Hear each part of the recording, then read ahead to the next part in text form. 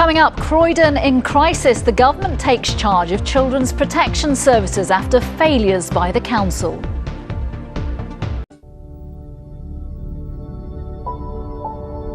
Now the ITV News in London with Nina Hossain.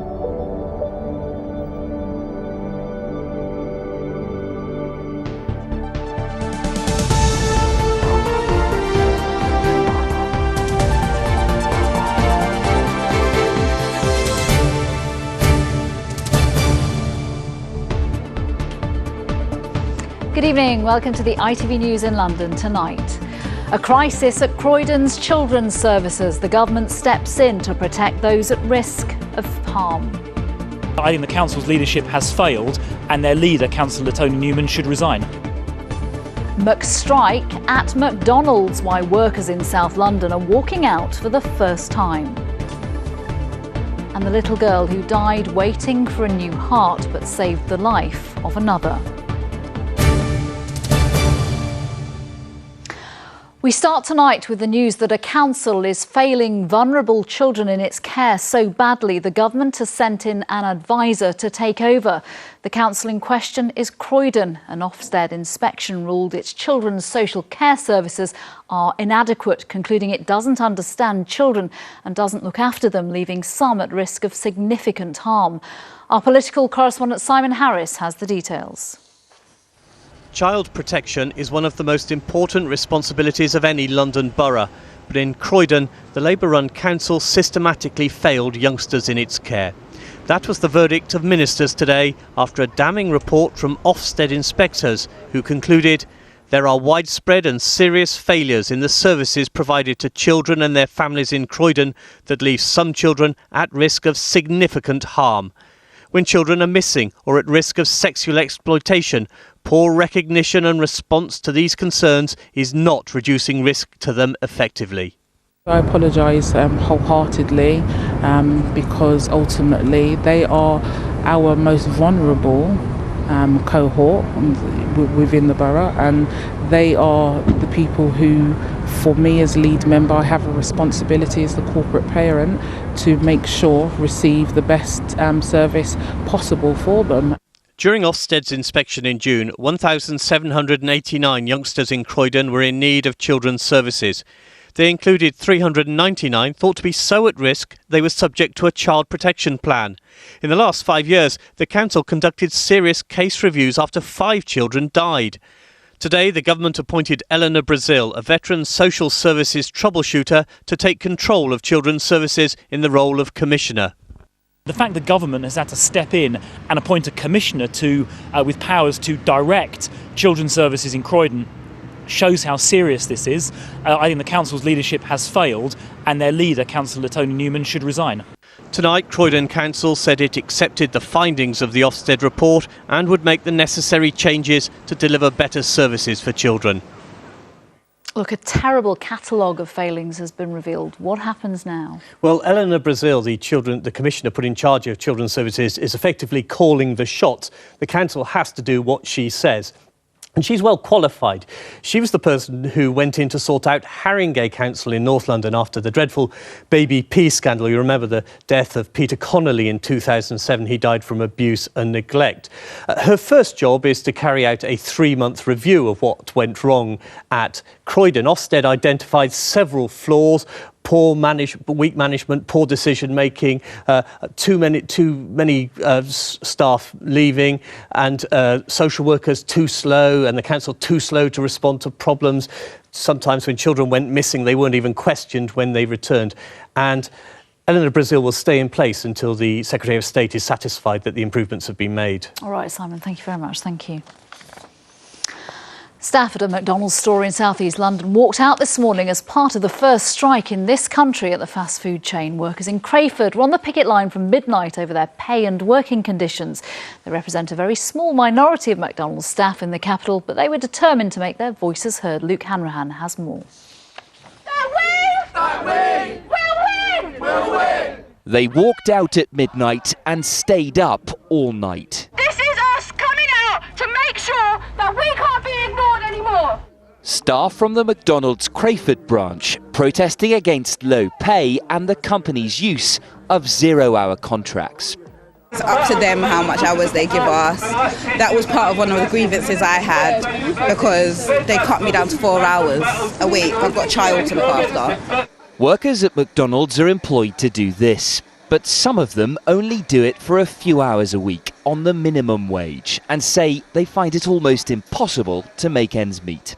So I'm Shen Batmaz, 22 years old. I've worked for McDonald's for over a year and I'm on £7.20 an hour. People can't even put food on the table. We can't even afford the food we sell, and that's insane to me that that's possible.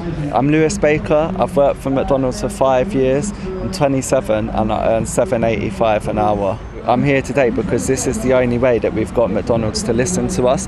Other than that, they haven't cared about what we've been telling them. The strikers came up to Parliament to challenge multi-billion-dollar McDonald's to pay them more, calling for a wage of at least £10 an hour and more secure working hours.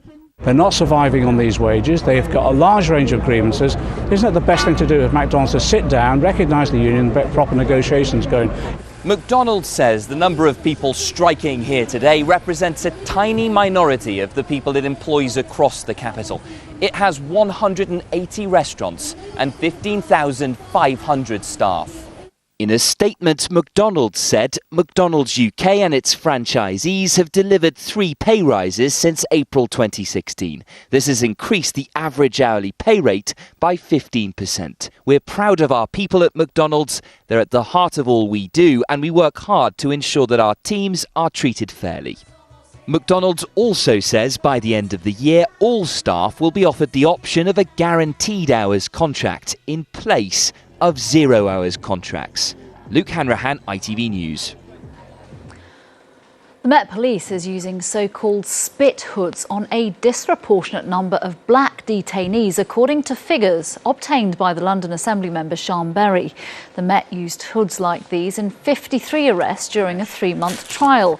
23% of the male detainees they were used on were black, while the figure for women was even higher at 72%. By contrast, black people make up just 14% of London's population. The Met said in all cases the hoods were necessary to protect officers, but their use is controversial. The public inquiry into the Grenfell Tower fire will open next week, but ITV News understands that when it does, the full panel will not be in place. One family who already has concerns about the panel has written to the Prime Minister saying she might be in breach of equality laws if it doesn't reflect both the racial and religious diversity of those who died. Rags Martel has the details. Hisham Rahman knew he was going to die. He lived on the 23rd floor of Grenfell Tower and couldn't use the stairs. But as the fire reached the top floor, he spent his final moments comforting his neighbours' children. I'm holding on to that more than anything else, that his last moments was of acts of, heroism. He was comforting young kids, trying to, reassure people and calm them down in a state of terror and panic. He was not only my uncle, he was like a father to me because I grew up without my father, and he was that father figure to me. For Hisham's surviving family, hopes for justice now rest with the public inquiry. I don't want the tower to just be, a symbol of how things can go horribly wrong when people don't listen and care. And I don't want it to be forgotten like everybody else, My uncle was murdered, he should not have died that night. The family's lawyers have now written to the Prime Minister urging her that the inquiry must have an ethnically and religiously diverse panel who have the relevant expertise to assist the chair and ensure public trust and confidence in the inquiry. The Grenfell Inquiry will open in this building a week on Thursday. The panel is still being finalised and they are considering a wide range of specialists, but ITV News understands they won't all be appointed by the time the inquiry opens. We need to be confident in this public inquiry, and at the moment we're not. And it seems that everything that keeps happening, it sort of gives us a reason to not be confident. A spokesperson for the government said they'd received the letter from Hisham's family and will respond in due course. Rags Martel, ITV News. A little girl from Essex who died waiting for a heart transplant then became an organ donor herself, saving the life of a young man. Aoife O'Sullivan was 4.5 when she died. Her parents decided her kidneys could be donated. Across London, almost 1,300 people are currently waiting for a transplant. Ronke Phillips reports. What have you made? Biscuit.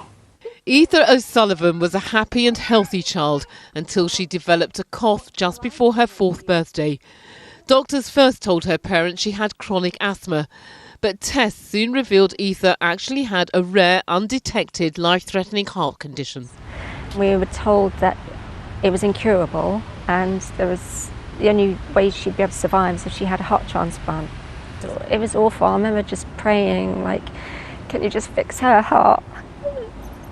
Because I don't want anyone else's heart, because that means another child has died. I don't want another heart. I want Aoife's heart to be fixed. While she waited for an organ, Aoife's condition worsened.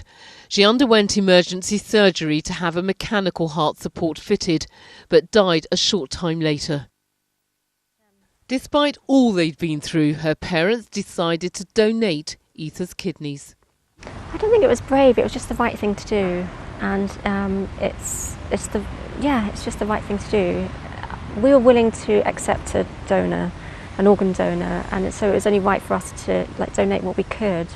Every year, hundreds of people die unnecessarily because of a shortage of organs. There's a campaign for a universal introduction of the system, which is still being trialled, where adults are regarded as having consented to donation unless they've opted out. But for others, the answer is less complicated. If you support donation, don't wait for a change in legislation. Tell your family that you want to be a donor, sign the register and save lives today.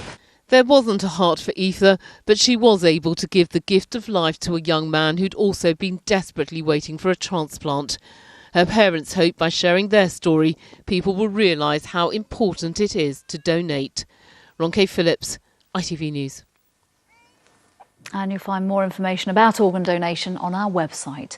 Finally, we've all dealt with the odd spider or moth at home, but that's nothing compared to what one family in Southend found in the bathroom. A 3-foot python came out of the toilet in Laura Cowell's house, discovered by her very shocked 5-year-old. Luckily, it was harmless and was soon removed after a call to the local pet shop called Scales and Fangs.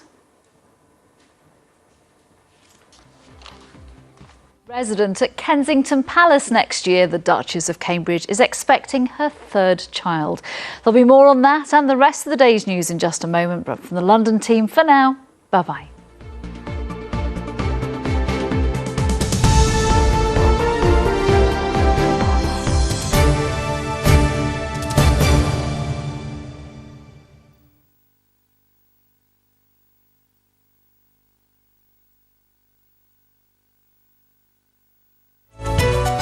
Purity's allergy tablets sponsor the London weekday weather. Hello again. It's been a pretty dull day, hasn't it? Damp and slightly muggy and more of the same really tomorrow ahead of a cold front brings some more patchy rain. Once that's cleared away though through tomorrow afternoon, Wednesday and Thursday drier, fresher with some welcome sunshine before slightly more unsettled on Friday as low pressure worked its way in. There's some showery rain pushing its way down towards the London area through Friday afternoon and increasingly windy as well. Out there this evening and tonight, well, 1 or 2 patchy bits of rain. The cloud rolling its way back in, quite low, though not as thick as it was last night, so we shouldn't see a repeat of the mist and fog. The main story really is it is going to be a really quite muggy and close night, no lower than 17 degrees overnight in the city centre. Tomorrow morning, a dull start and patchy outbreaks of rain, much like this morning. The cloud breaking slightly into the afternoon to bring 1 or 2 slightly brighter breaks. Always a risk of some outbreaks of rain and the breeze picking up as well. That'll clear away some of the humidity, so it's going to feel a little fresher tomorrow and a degree or 2 down on what we've seen today. Then we look further ahead through the evening and you can see those showers clearing away. Then into Wednesday and Thursday, drier, brighter with some nice sunny spells. Goodbye. The London weekday weather, sponsored by the Piri range.